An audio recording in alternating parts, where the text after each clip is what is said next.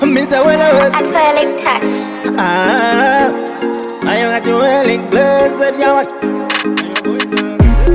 Vakanditi zvichapera nguva dzaikurwa nadzo, ini murwere vakandishongedza kusvika zvino ndareme.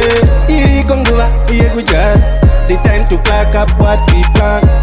Nguva yatinorwara, chiremba chouya kuzotiporesa. Upenyu rwendo hwapasi pano, ndine ziva yekufambira mangwana. Nenjodzi taigara takapesa, hatone kure tinoona zviri kwedu. Kurarama muzvakarongwa hatingarwisa, kuzama-zama anekuye kwakadzama. Saka kwati akazviwanda, ndiwe mukuru tichengete.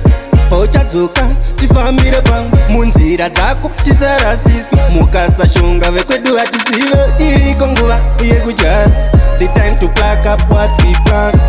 Nguva yatinorwara, chiremba chouya kuzotiporesa. Upenyu rwendo hwapasi pano, ndine ziva yekufambira mangwana. Nenjodzi taigara takapesa, hatone kure tinoona zviri kwedu.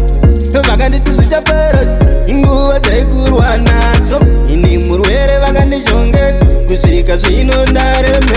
Sepuro vanotama newe, uri murani havana basa newe. Vanozviti vanoziva panyika, kuna Mwari havana kuchenjera. Iriko nguva yekudyara, the time to crack up what we plan.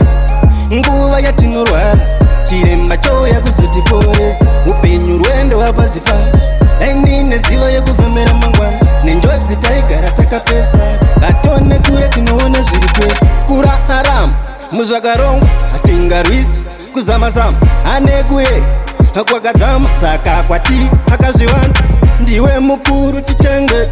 Pauchadzoka tifambire pamwe, munzira dzako tisarasiswe. Mukasashonga vekwedu hatisive. Iriko nguva yekudyara, the time to crack up what we plan. Nguva yatinorwara, chiremba chouya kuzotiporesa. Upenyu rwendo hwapasi pano, ndine ziva yekufambira mangwana. Nenjodzi taigara takapesa, hatone kure tinoona zviri kwedu.